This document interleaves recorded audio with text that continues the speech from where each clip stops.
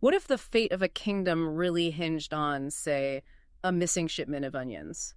Or maybe a chance encounter in some Volantine brothel? It's fascinating how small things ripple outwards in this book you've brought us. Exactly. And that's what we want to explore today. Really get into the tangled web of politics, the personal struggles against just impossible odds, and these alliances popping up where you least expect them. Yeah, looking at the human side of it all, amidst the big power plays and, well, the dragons. Right.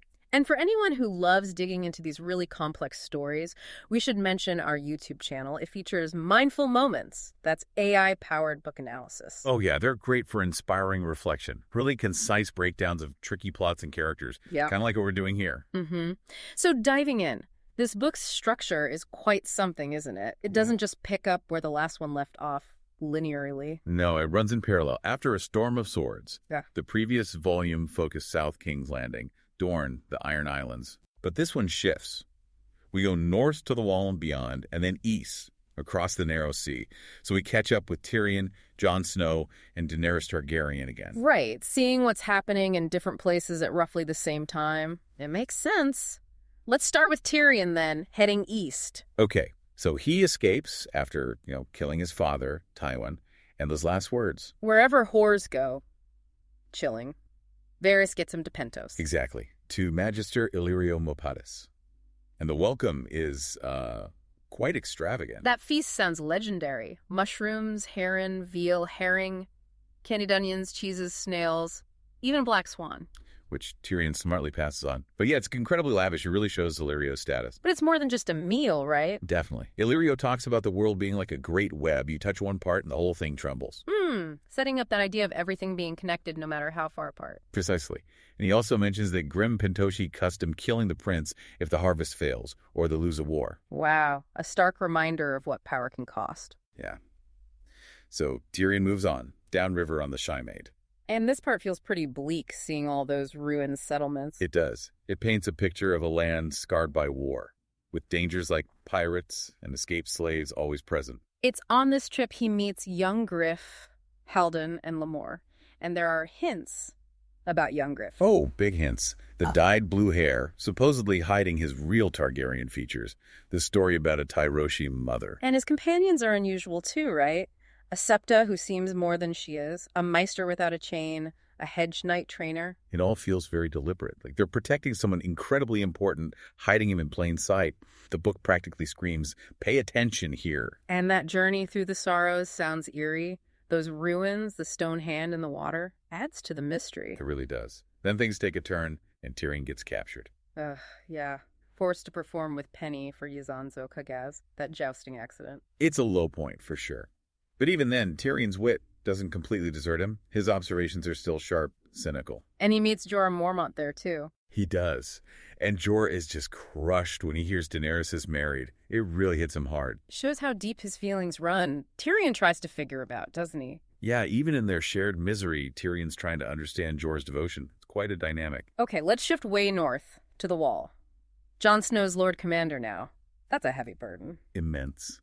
The Night's Watch is undermanned. The wildling threat is now inside the gates, in a way, and winter is truly closing in. And wildlings are actually coming south, seeking refuge, like Tormund Giantsbane. Exactly. Tormund arrives asking for passage for his people. Jon faces this huge decision to let their ancient enemies through the wall. He takes Tormund's son, Drain, as his page, right? That seems like a significant move. It is. A gesture of trust, maybe? Yeah. But it's complicated by Stannis Baratheon being there. Right, Stannis and Melisandre, their presence changes everything. The burning of Mance Rayder. That looms large, and the wildlings are terrified of the Red Woman's fires. Plus, Melisandre makes that claim about seeing Arya Stark in the flames. Which we, the readers, know is probably not Arya. Adds another layer of manipulation. Definitely. Jon's also dealing with Val, the so-called wildling princess. He agrees to keep her close. And then he officiates that wedding, Alice Karstark and the Magnar of Then. Yeah, a huge political move, trying to build alliances against the Boltons and stabilize the North. But it doesn't sit well with everyone in the Watch. You mean like Bo and Marsh? They're not happy about the wildlings. Not at all. There's serious discontent brewing among his officers. They see him breaking traditions, letting the enemy in. So Jon's caught between trying to do what's necessary for survival And upholding the Watch's old ways. And thinking about his father's It's principles. the classic leadership dilemma, played out in the harshest possible environment. Okay, let's fly across the Narrow Sea again to Meereen, Daenerys' queen. Is it going well? Not exactly smoothly. She's struggling to keep the peace. A big issue is reopening the fighting pits. His Darzolaraq is pushing for that, isn't he? For peace through tradition. He is. Strong Bellows has his own, simpler view. Sir Barristan suggests maybe a controlled tourney instead. But Daenerys has reservations. Missandei, too. Daenerys must be thinking about power, her ancestors. Harrenhal. Absolutely. The ghosts of her family history, the power and peril of dragons, the fall of great strongholds, it all weighs on her. And her personal life is complicated. Daario Naharis. Very complicated. There's that intense encounter on her terrace, but she knows the danger he's constantly in, partly because of her. Then Quentin Martell arrives from Dorne to marry her. That's the plan. He comes seeking an alliance. Yeah. But it goes wrong. Fast. The encounter with the sellswords, the windblown, and the dragons react badly. Rhaegal attacks, Quentin's companions are killed or scattered, and Sir Barristan gets injured trying to help. Ew. A total disaster. And things get worse. News from outside Meereen. Much worse. Astapor has fallen to the Yunkai, and the enemy is marching on Meereen. They have sellsword companies, siege engines with ominous names. Like Dragonbreaker. Oof. And betrayal, too. Yet, the Second Sons, led by Brown Ben Plum, switch sides and join the Yunkai. It's a massive blow. So, facing all this, Daenerys makes a choice. She does. For peace, or the hope of it, she agrees to marry Hizdahr Lorak. Even though she clearly still has feelings for Daario, that must tear her up inside. You can feel her turmoil. Sir Barristan is worried too, warning her about Hizdahr and the mounting threats. And the book leaves her heading to the wedding, thinking of Daario arriving at the Temple of the Graces. So much tension. Huge tension. Meanwhile, even further north. Bran, beyond the wall, what's happening with him? The journey is incredibly harsh. Hodor is weakening. Bran has to rely more and more on warging into summer just to scout and survive. They meet Cold Hands again, the mysterious ranger. Yes, but Cold Hands can't pass the magical barrier of the wall itself. He guides them towards the three-eyed crow. The last green seer. And they finally reach his cave. They do. And the description of Lord Brynden. Half corpse, half tree, woven into the weirwood roots. It's quite striking. Sounds terrifying at first. Bran is scared, definitely. But this is where his real training begins.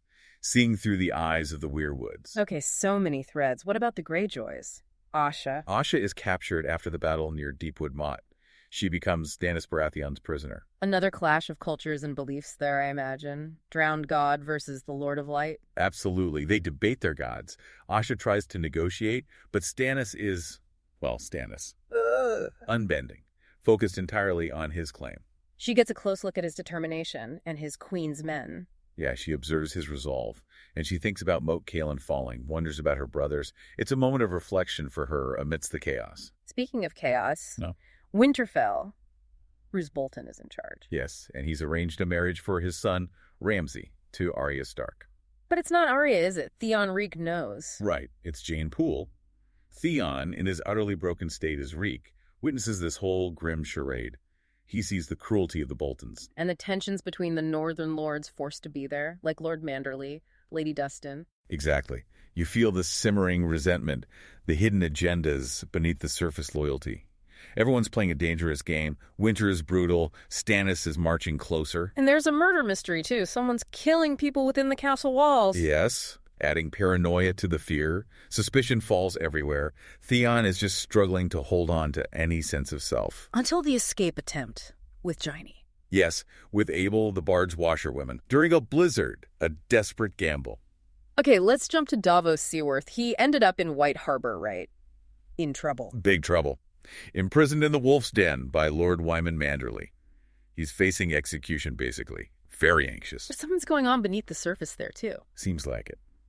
He meets Robert Glover, learns about a secret meeting, hints of Manderley having a plan, something about hidden food stores, and Manderley's sons who are supposedly dead or captive. So when Davos makes his plea for Stannis in Manderley's court... Manderley publicly denounces him, accuses him of treason, orders him back to the dungeons. It looks like the end for Davos. But those hints about the sons... Maybe Manderley isn't truly against Stannis. Maybe it's a performance. It's deliberately ambiguous. Manderley's playing a very deep game, it seems. Wow. Okay, quickly now. Jaime Lannister, he's in the Riverlands. Yes, commanding the siege of River Run against the Blackfish, Brynden Tully, who refuses to yield. Dealing with lords who have bent the knee. Right, like the Mallisters, the Blackwoods. Yeah. He's navigating those tricky post-war loyalties. And Brienne finds him. She does. Still searching for Sansa Stark, Yeah. holding him to his oath. It forces Jaime to confront his past promises, his relationship with Cersei, everything. And Arya, where is she in all this? Far away in Bravos. Yeah. At the House of Black and White. Starting her training to become faceless. Exactly. Stripping away her identity, cleaning floors, learning the language, dealing with the kindly man and the waif. It sounds painful. Losing herself. It is. Shedding Arya Stark, learning to literally change her face. A very dark, transformative path. Just two more quick ones. Victarion Greyjoy. Sailing his Iron Fleet east towards Meereen. Supposedly to claim Daenerys for his brother Euron. But he has his own ideas. Oh, definitely. The journey is brutal. Storms, lost ships. His thoughts reveal his own ambitions simmering beneath the surface. And finally, the Pale Mare. Ah, deadly sickness. It breaks out in Yuzanso Kogaz's camp, where Tyrion and Jorah are, spreading fast among the slaves. Yazan himself gets sick. Just adds another layer of horror and instability. It really does. Shows how vulnerable everyone is. So looking back across all these threads, Tyrion, Jon, Daenerys, Bran, Asha, Theon, Davos, Jaime, Arya, Victarion, it's incredible how separate they seem, yet you feel them pulling together. Absolutely. Their individual choices, their struggles, they're all part of this huge unfolding story, geographically scattered, but their actions ripple outwards. Yeah, those aha moments realizing Manderley might be playing a long game. Or the whole mystery around young Griff, or the impact of the second son's turning coat. That's what makes this book so gripping. It's the complexity, the unpredictability, the hidden motivations. For sure. Yeah. And if you find yourself wanting to keep exploring these kinds of intricate stories and characters, don't forget our podcasts offer more discussions like this one. And check out the Mindful Moments series on our YouTube channel, too. Great tools for digging deeper and thinking critically about these complex, fictional worlds. These journeys, they really highlight resilience, don't they? Ambition, survival. Just the sheer human effort in this incredibly uncertain world. Yeah. Whether it's leading or just trying to stay alive or finding a new path entirely, it's all converging somehow. It really feels that way.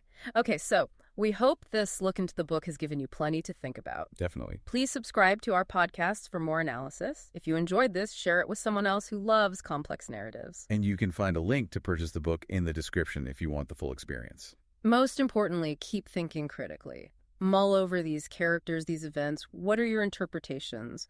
What do you think the bigger picture looks like as these stories continue to unfold?